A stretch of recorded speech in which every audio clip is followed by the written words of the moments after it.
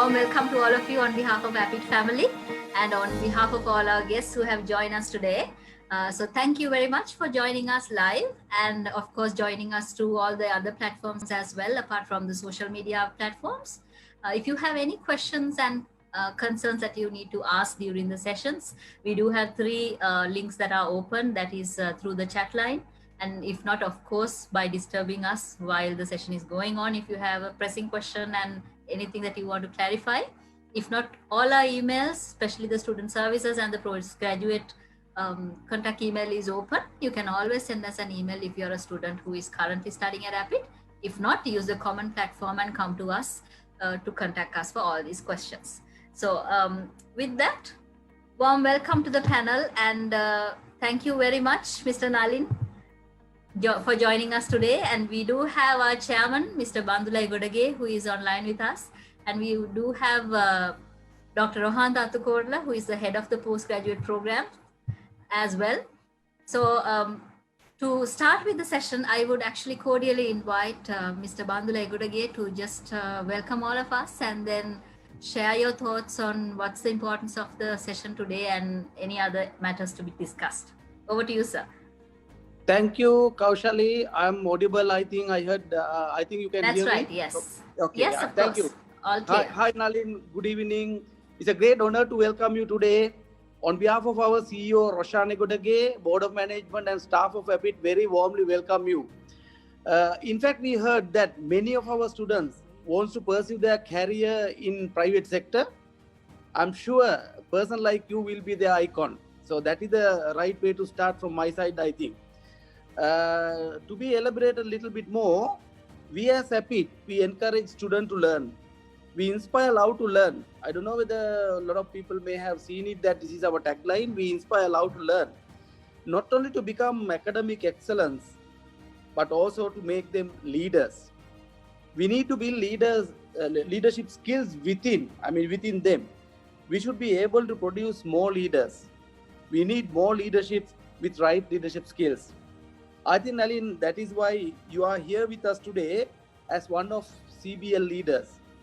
So I would like to wish you for a very good session with all your leadership skills, where it will certainly help all our students and the viewers, and also, of course, me and the Board of Management to learn something out of you. So once again, all the very best. I think, Kaushali, over to you right now. Thank you, Chairman. Thanks a lot for being with us.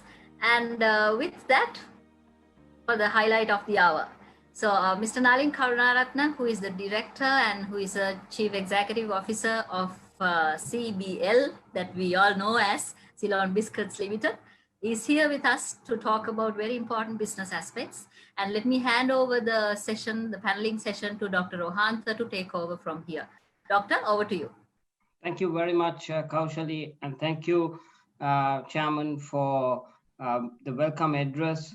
Nalin is someone who is very close to my life. He was my boss actually when I was at Rakit. It was fantastic to see him grow in the world of business. From Rakit, he moved to Almaran. From Almaran, he was again headhunted back to Rakit, and then from there he went to the world's #1 construction company, and and today he's like a director CEO of one of the top brands, power brands in Sri Lanka, which is Manchi. See, I'm not going to go through his CV because I know all of you all have read it, and he's very strong in his academic conceptual skill, whilst he's very strong on his business, starting from a total sales background and move right to the top. But I just like to share with you some things that has been mentioned in Facebook. So I just hosted it, and I'm just looking at it, and what do I see? I see 128 comments from all over the world. The former CEO of CIC. I think Nalin, he worked with you, no? Graham Marshall. Graham Marshall says, fantastic seeing you grow, Nalin, and I wish you all the very best. Then we see the former head of supply chain at Aiken Spence. Again, all people who work with us at Reckitt.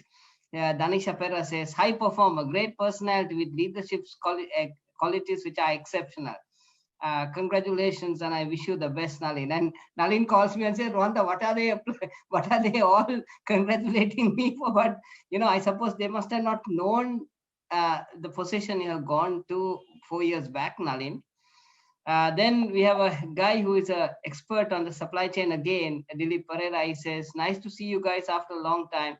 Happy when things are, when thinking of the Reckitt Benckiser days and memories.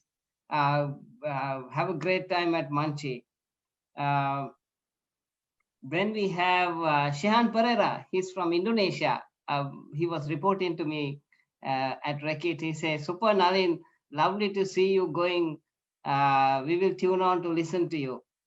Then we have the head of Group M, Namali Herat, who is saying, great Nalin, all the best. Then we have a guy who's coming all the way from Canada, Dayananda Perumana, who is, he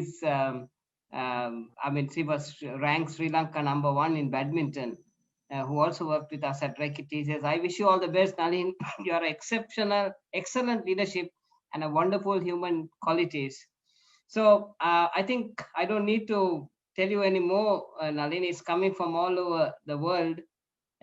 So over to you. Leadership with a purpose. Okay. Firstly, thank Bandula for the introduction, and Rohan, I think overdoing it. Anyway, what's to be done? So thank you for inviting me to speak a few words on this topic, which really, I really feel about this topic. Can you hear me and see me firstly, and my slides? Yes. I have. Yes. Okay. So what I'll do is for the next 20-25 minutes, I will share my experience. So pardon me saying I'll be using a lot of the word I quite a lot, purely because it's my story. So this leadership with a purpose I think is a very important point in my life. So I will unfold my story, and I will leave with you all 10 key learnings which help me to pursue my career and my personal life. Generally, this is about a 1.5 to 2 hour presentation, so I condensed it to about 25 minutes. So, pardon me, I might rush on certain points. So the whole concept of leadership matters. I really believe in it. If there is no leadership, there is nothing in this world. Either a country or a company or a family or an individual will not succeed if there is no leadership. So the whole concept of this leadership with purpose, I've been working for all these great companies in my last 25 to 28 years of my career. Most of the companies I worked twice. So I left them and came back, and that's kind of an honor for me and a recognition for me to accept me back in those companies. So I'm going to share my learnings with all these companies. In 2003, I made a career move from marketing to sales. And that was a kind of a transformation from boyhood to manhood. As you know, marketing is generally shades of gray. When it comes to sales, it's black or white. Either you got it or you don't have it. You always, your neck is on the chopping block, because end of the day, you got to deliver. You can't say, all kinds of nice excuses for anything that you didn't, any object you set. Head of sales generally don't work. I think Bandula might know this very well. You get your team to execute your plan, and you deal with real life problems. You deal with the society, you deal with people who really makes their life out of certain businesses. So you're dealing with such people. So for me, this 2003 year was a transformational year of moving to sales in the leadership position. So there was $1 million question that I always asked myself, how do you get great things done achieved by others? Okay, I'd like to pause here and ask everyone, Rohanta, am I too fast or am I clear? Very clear, Nalin. Move forward. Okay, so the $1 million question was, how do I get things achieved to others? How to get the strategy that we developed executed by others, and what makes someone motivated to give their very, very best? So these kind of questions was in my mind. Therefore, I went looking for the whole concept of how do I bring the best leadership qualities in me. I said, okay, I got to lead now to get the best out of it. Therefore, as many people do, you start reading books on leadership. If you Google leadership topic, I think there are about more than 1 million downloads. You then emulate people, look at, okay, there are great leaders, you try to emulate them.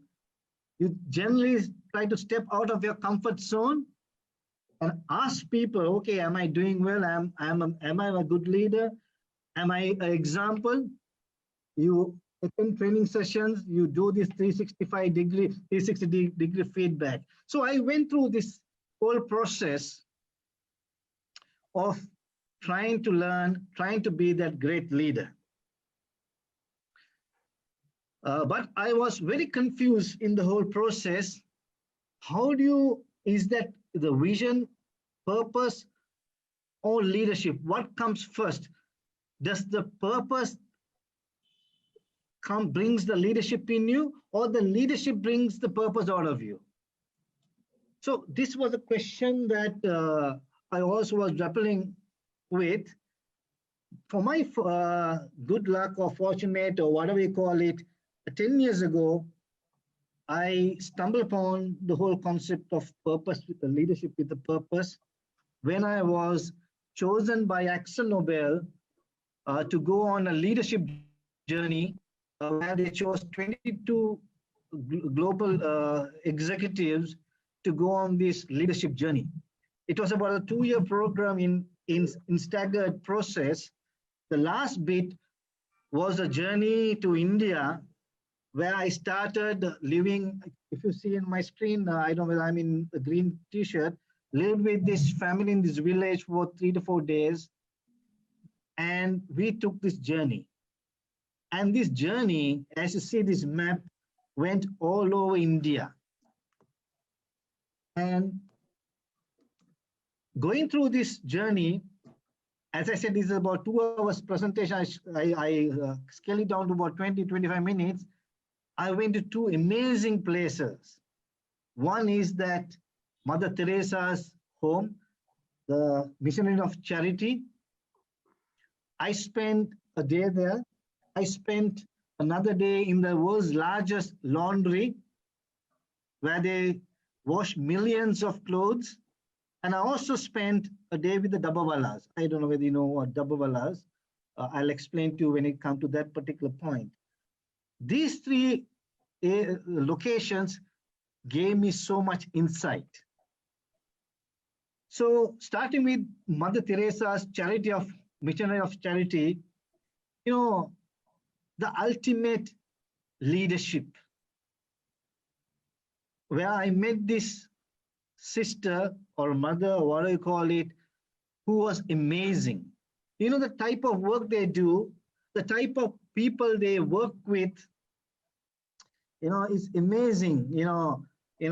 If you look at the enthusiasm they have, the positiveness they have, the energy they walk the talk, the genuine, humble, love to work, no expectations, absolutely clarity of mind, super happy, value-based decisions.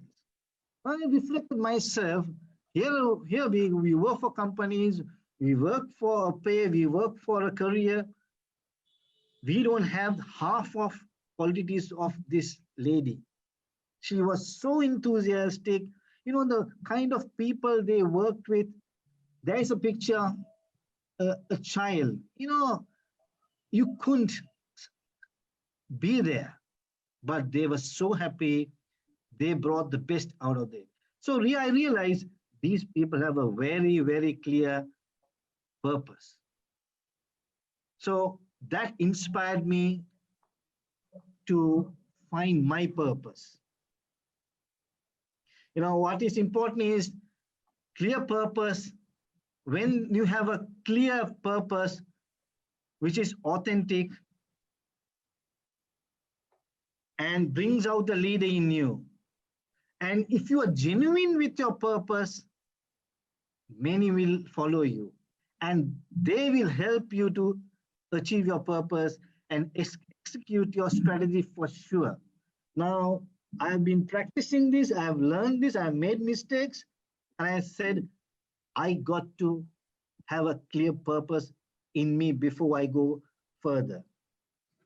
So I was searching for my purpose, and you could see my journal.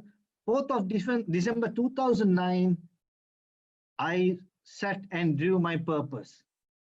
I don't know if you can see the sketch. There are 2 sketches. One is that I want to be a lampshade.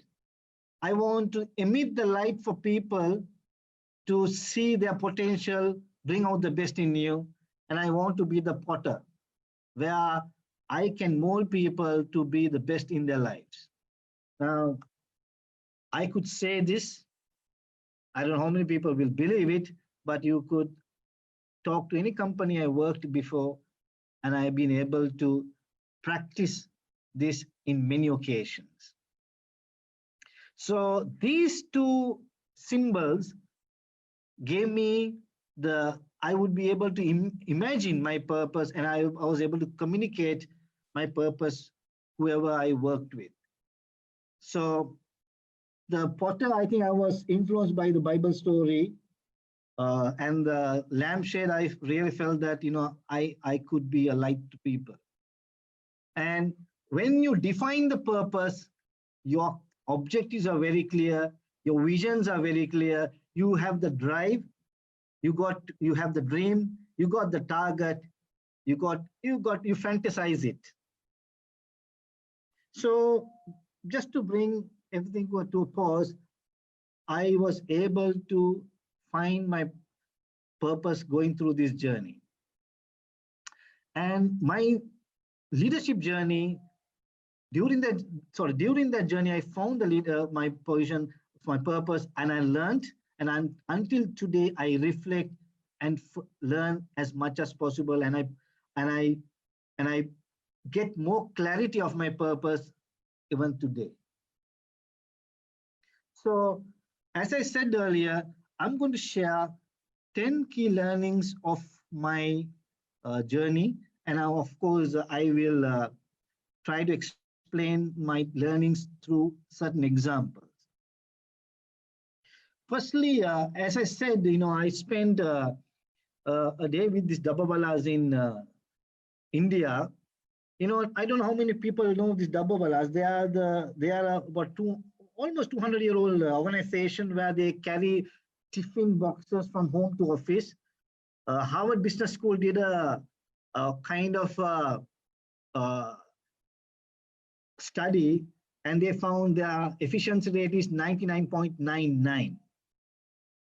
And there are about 20 learnings. I take one out of which is important, is that the first learning is that your workplace should be respected and looked upon like a place of worship. Now, you know, I don't want to elaborate it, but, you know, this is what they told me. You know, you are making a living out of it. You spend the most of your time, be positive, emit positive vibes, and it will also help you to either define your purpose or execute your purpose. And if anyone wants to study more, you can Google it. There's so many stories about Dabbala. It's an amazing organization. They have been going under threat of all fast food outlets are coming up. Uber is popping up, but still these guys are hanging on. Even Prince Charles, when he visited India, visited these people, and he wanted to spend some time. So first learning, guys, is that make sure I further learned this. When I go to I like yoga. When I go to this yoga practice, and the yoga master told me, or he always say, your yoga mat, make sure that you don't kick it around. When you lay it on the ground, have the respect. I've seen people being asked to leave the yoga class when they come and abuse that yoga mat. What he says is that the yoga mat helps you to do your practice, ensure that you respect that place. So first learning. Second learning is that do not try to be a leader or put effort to be a leader. Put effort to identify what drives you, what is your purpose. Now, as I written here, I think leadership skills are instinct, human instinct. Once you find your purpose, your drive, the leadership skills just comes out it comes out aggressively. I like to share a story here. Is that I was sitting at this the NESCO judging panel, and where you get salespeople come and present themselves, and it's a national event, and we choose the best salesperson in the country, in the categories they present. And this young boy told me, and he have achieved quite a lot in his career. He said his purpose or his vision in his life was to bring his mother and father, who are farmers, in 40 kilometers away from Kandy. I still remember the details he told me about 7 to 8 years ago. He said, I want to bring my mother and father in my car to my house in Colombo, and I want to give them a meal. And that was my passion, my purpose, that drove me. And nothing stopped me in achieving that. And he achieved it, and the company sent him to the NESCO awards to be judged. And I think he won a gold or silver. I can't remember the details beyond that. But here again, this person brought the best out of him because he had a clear vision or a purpose. So that's the learning number 2. Learning number 3 is that once your purpose is fixed and you start living, there is something called law of attraction. You attract the people, you attract the team, and you get attracted to the right company. And just to give you an example, if you ever drive a red color car or a car that you drive, you start noticing many more cars of the type the car you drive. And I must say, I encourage each and everyone to have a vision board. And I must say that I have a vision board. So many things have come, I've been able to achieve. I've been surprised myself because this law of attraction is so powerful. Because your thought is very, very powerful. And your thoughts are being brought out or propelled or instigated mostly with your purpose or what your drive. So that's the learning number 3. I'm speeding up. I hope I'm not too fast. If I'm too fast, let me know. I will pause. Learning 4, number 4, be yourself. And here again, you become yourself or you be yourself when your purpose is absolutely clear. Now, when I took over a sales of a company, and the very first day, the leadership team and the one particular person, it's not Manch here, please make sure that it's not talking about Manch, but I'm talking about the companies I worked before, and there is no harm in it. It's a kind of story. He said, generally this happens.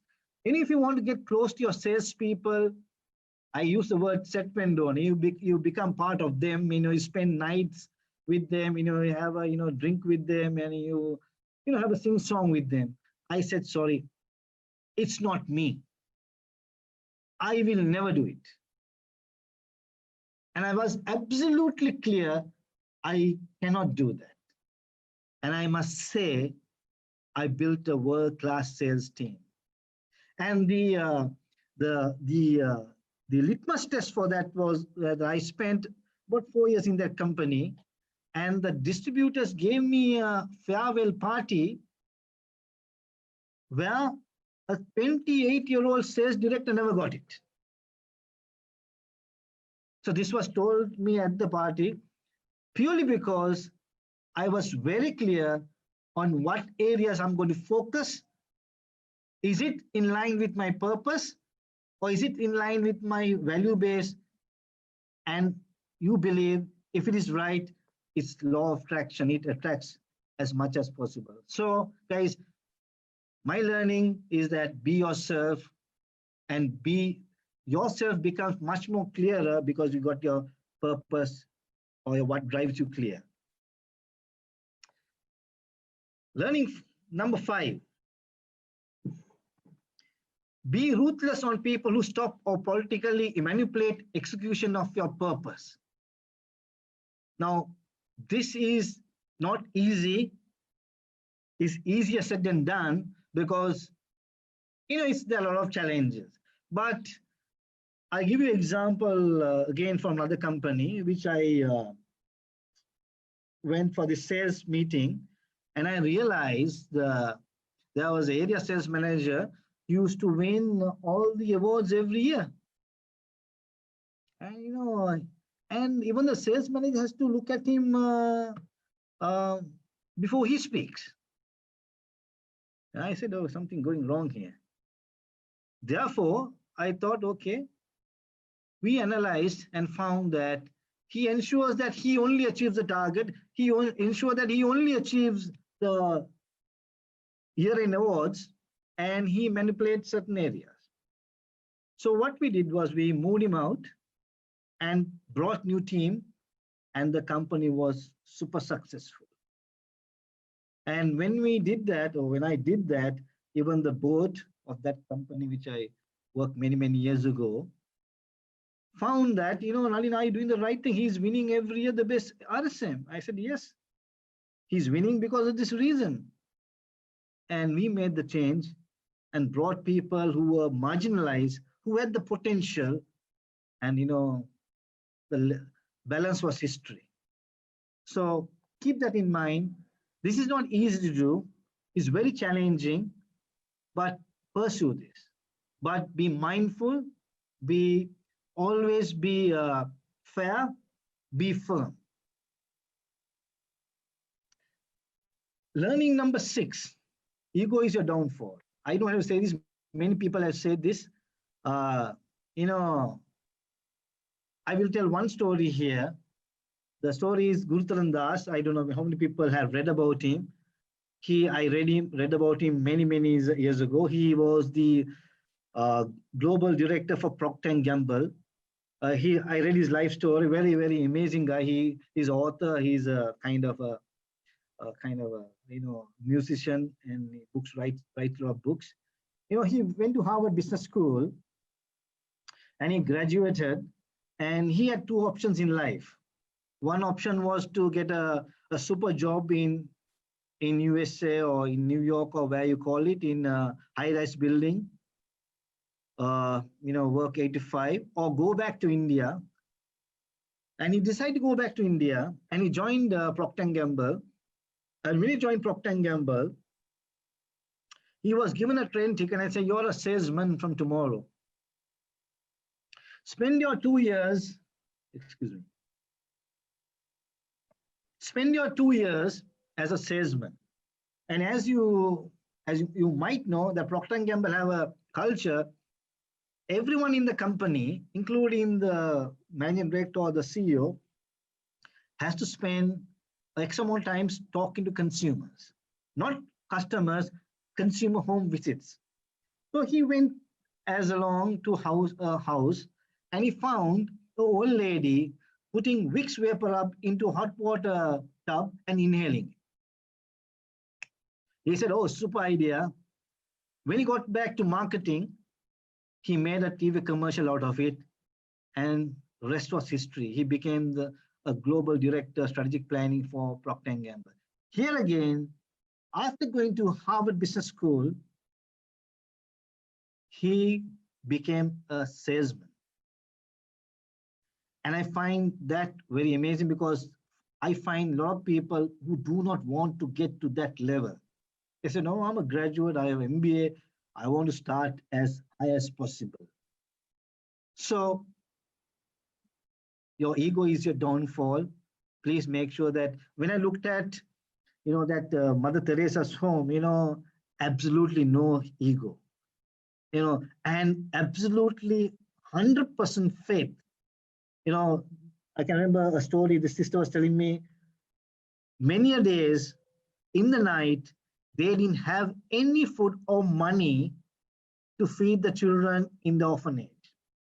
And she told me, I'm absolutely sure tomorrow morning, someone would come and either give money or leave dry ration or make some food and leave on the doorstep. And out of 100 times, out of 100 times, she got it the same way she believed. So guys, have faith, don't have ego. Ego is a downfall. It's not difficult, but condition your mind. Learning number 4, creativity is important as knowledge. Now, this is not a part of this story is not part of my leadership journey, but I met this gentleman and he was saying, when he started selling Vicks Vapor Rub, they didn't have a kind of what do you call advertising budget. And I must say that when Munchie started also, they did everything in their, to ensure that they built a brand. There were some hard times, but these great people have built great businesses, so much to learn. But I take this example.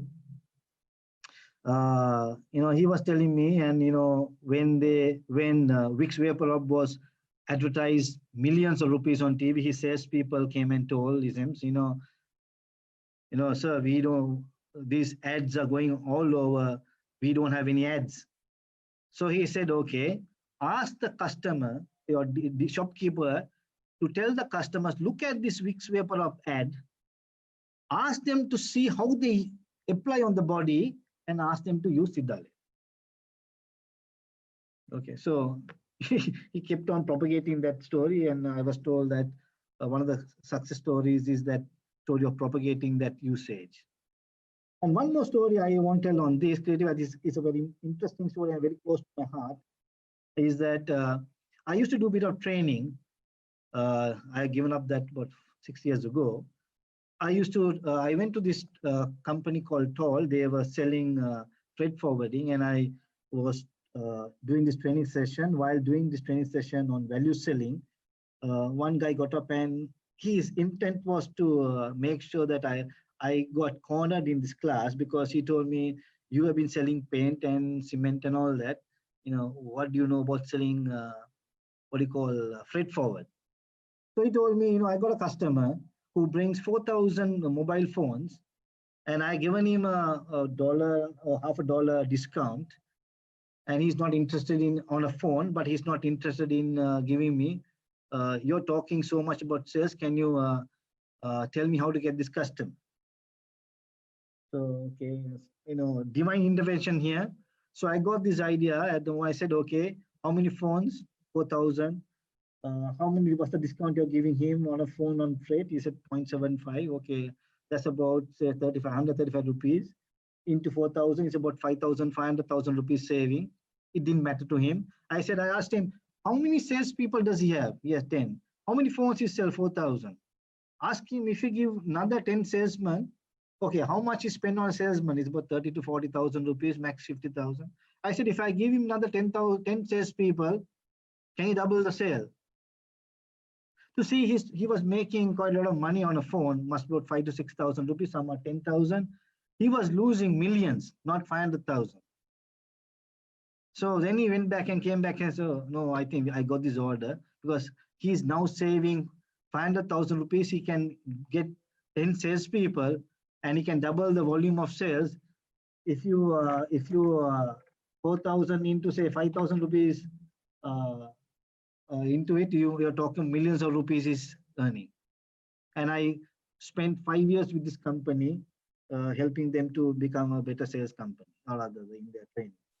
So guys, the learning 7 is creativity is more important than knowledge. You got to think out of the box. Once your purpose is very clear, your creative mind starts also ticking. Learning number 8, when you are going after a purpose and your focus area, you got to have a lot of energy, man.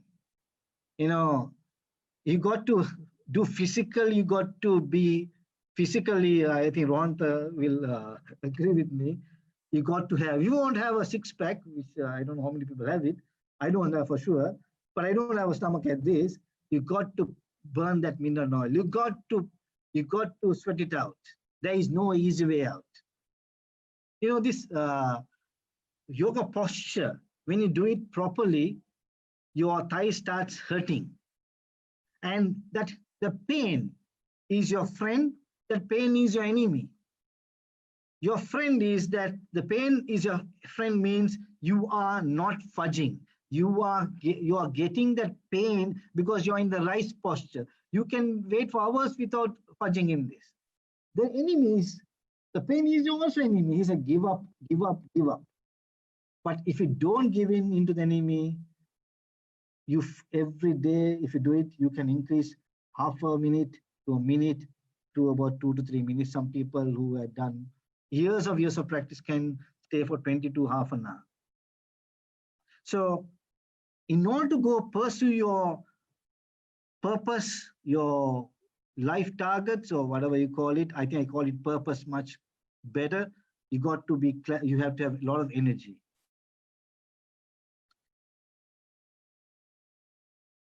The last one is the one before last is that, when you go down the purpose, you've got to make some changes because change is important to execute your certain plans.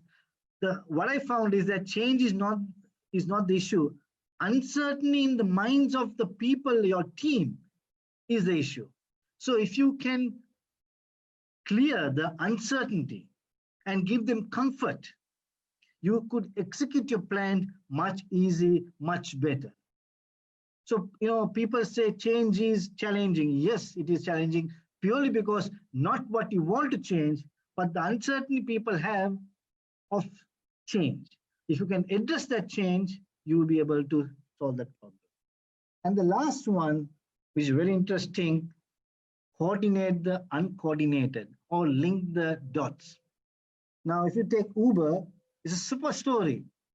They coordinate was uncoordinated. There was taxis, there were drivers, there were people who want to ride, and there were technology. One guy thought, okay, let me put all together and make a business out of it. Similar with Airbnb. I give an example from my career.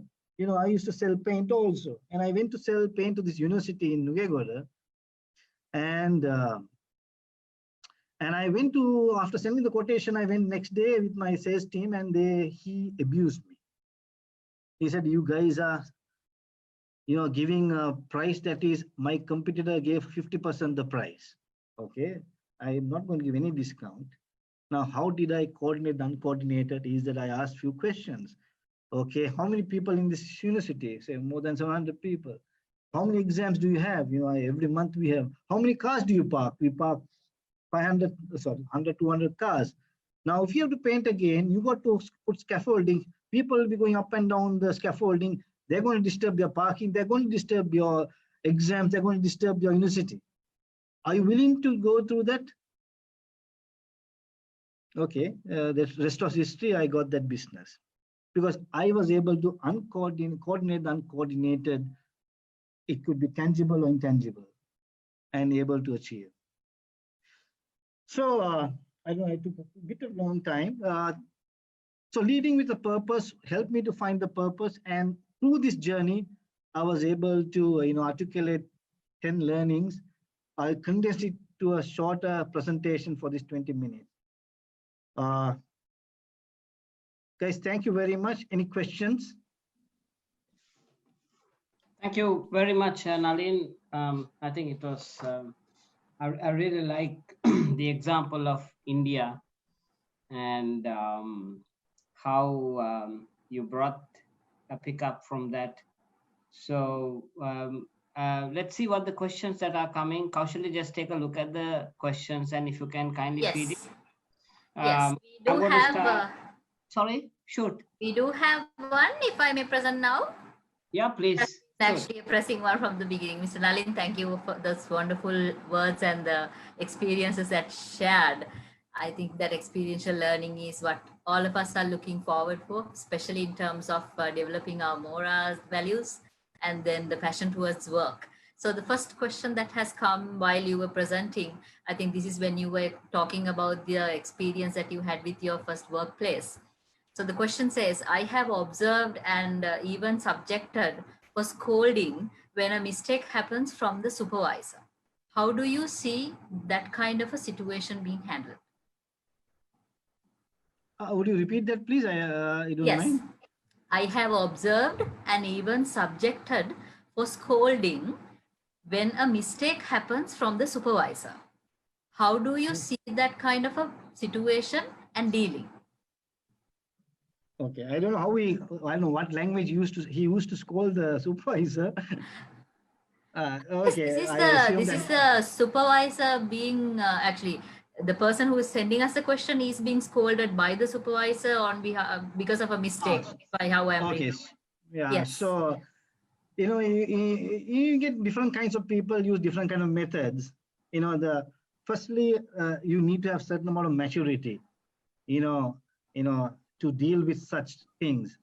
Some people, I might have made mistakes in my early part of my career. You get angry, you react, then I have apologized to people which I raised my voice, but I was humble enough to say sorry. I can remember many instances that we do make mistakes like that.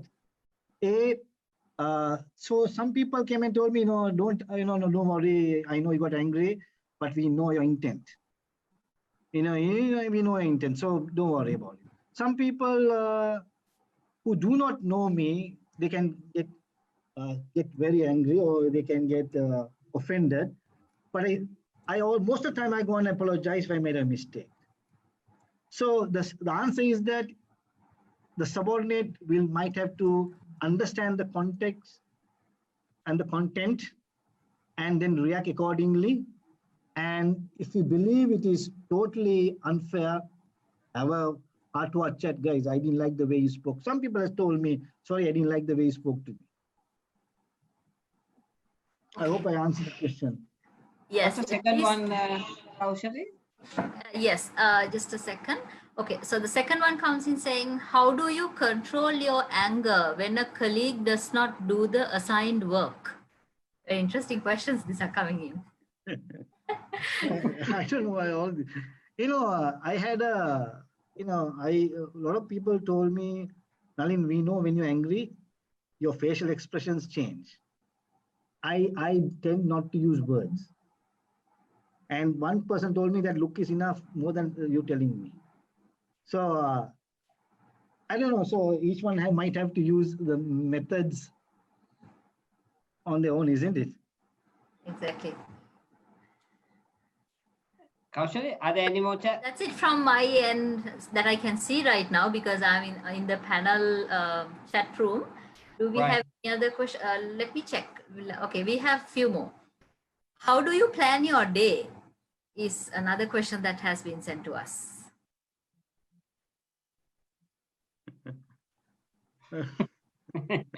I believe this is in terms of being a person who is in a tough work schedule at the same time managing your home front as well. So that could be. I'm just making an assumption, but that could be. I got a very amazing team, a super team I have here.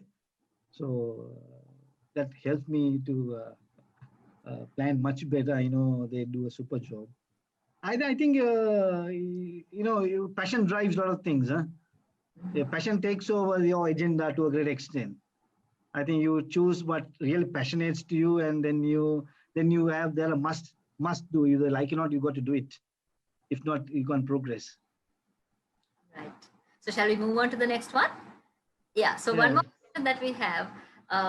When managing people, should we be aggressive? These are all very subjective questions, but I believe a supporting answer would be very motivating for them to start off. So, when you say aggressive, it depends. Mm-hmm. If you are going to tell the bluntly, it might sound rude, might look aggressive, but that might be the truth that you tell the guy, give the feedback. So I don't know. Arun, do you have an answer for that? Nalin, there's a good question from Arun. He says, how has your leadership helped you become the leader you are? Have you ever faced a challenge in that area? I say it again, I didn't pick it up totally. How has your leadership helped you to become the leader you are? So you have a certain leadership style, and that, maybe that's what got you to become now the position that you hold. So they're asking is, have you ever faced a challenge in that area? Yeah, of course, yes. Some people think I'm pretty rude sometimes. But I think when they get to know me, they know it's okay. That's his style. So it's a challenge. Initially, it's a challenge. But I think intent and the content is important. Okay. Nalin, let me shoot a few questions that I'm getting in on my WhatsApp. The first is they're asking you, what is your guiding in a situation of COVID-19, and there's so much of uncertainty around. We really don't know whether Monday the work country is going to be open or not. We don't know when again the country is going to close. So, running a large organization with so many people, is there any kind of advice you can give? I think our board is very clear. They have told us, make sure that people are safe, make sure that no one loses a job, and make sure that we do the right thing to ensure that the people are safe in the workplace. So did you all retrench anybody, or did you cut anyone's salary in the last 7 months, Nalin?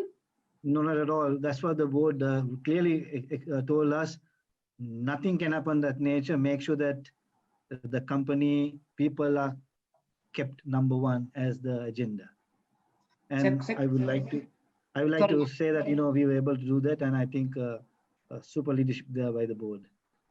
Nalin, second, there's another question coming out saying, now what are the basic protections that you have done in office to make sure, because end of the day, you and I might be having COVID. So how do you ensure that the people are protected, and how do you see that side evolving? Because just now I got a text message saying 213 more people have got COVID, and one guy on the way back home after he was come from the Nirodhare, he has died. So basically, we are working with the PHI, the MOH in Homagama very closely. They come and audit us. We have done what is humanly possible, in segregating line-wise, line-wise in every aspect of the workforce. We ensure that the people we go and pick from the bus are the same people in the same line. They do not get intermingle with the rest of the other shifts teams. So we are constantly doing a PCR test. Uh, every week we do it, and we get consultation with the PHI. We bring the PHI for presentations in the morning, rather every month. Last week we brought him and he addressed the challenges people out there uh, who go through challenges, and uh, constantly working on this, continuously improving our processes. No other area. And firstly, as I said earlier, number one, safety of the people. Ensure that the biscuit we put to the market is, anyway, because it takes 2 weeks to go through the process, is as hygienic as much as possible. So if you get COVID, have you thought of who is going to sit on your chair? Oh, we have a very able team here. We got a able leadership team. I think all looked after, all thought through, all planned. Plan A, plan B, plan C. Yeah, actually, it's actually a very serious question, Nalin, because now some companies already have two teams, and they make sure that the two teams are separate, so that, because none of us know when we are going to get COVID, and if we do get COVID, we know that for 21 days we can't come in. So then, for sustainability and continuity, which I'm sure you must be aware, because you worked always for global companies, you have to have a game plan in place. So, I mean, you guys have thought about that kind of. Munchie is a global company. You don't see as a local company. We can compare our processes, systems to any multinational I worked before. No doubt about it. No shortage about it. So, Nalin, how do you? I mean, now in this last week, as soon as when the whole country was Western province was closed down, not knowing when you're going to open, what the question is, did you cut advertising? No, we didn't. We of course we need to be mindful of where we put our money and how we put the money and how much we put the money. There is a bit of rationalization is taking place, but end of the day, there's a plan, there's a strategy. We're going to execute that. Okay. Can I go ahead with questions? There are a few more questions coming in. Very interesting questions. Yes. So there's one that is there. One that is there. Mr. Nalin, how do you keep your team motivated despite conflicts and obstacles? What do you consider before promoting someone to the next level? Okay, the two questions, huh? Yes, it's a combination. Yeah, so I said I have a super team, I must say that. And the company has built a super culture also, which makes my life much easy. I don't tell about Munchie. Yeah? It has built a strong brand, strong team, strong ethics, strong values. So it's easy. Of course, challenges are there. You got to keep on. You got to do better. What has been done before. Promoting people. Yeah, competency, capability, attitude, values. Do they have the right value to take the company next level? Have they got the intellectual capacity, motivation? All complete kind of a combination of all. Nalin, how important is education, and do you advocate people to continuously study, and what do you all do in office? I mean, it does not have to be that they have to go to classroom, but it's about understanding continuously, the learning environment. What do you all do? What do you all do, Nalin, practically? So, we have middle management level development. We have people who are being sent for courses. Company sent me to one of the prestigious universities. So I'm thankful for that, and I think they do invest in people. We have people who gets coaches. We have a coach helping certain people in a particular area, one-on-one. As I said earlier, there is no shortfall of investment on training and development, making the people ready for the future.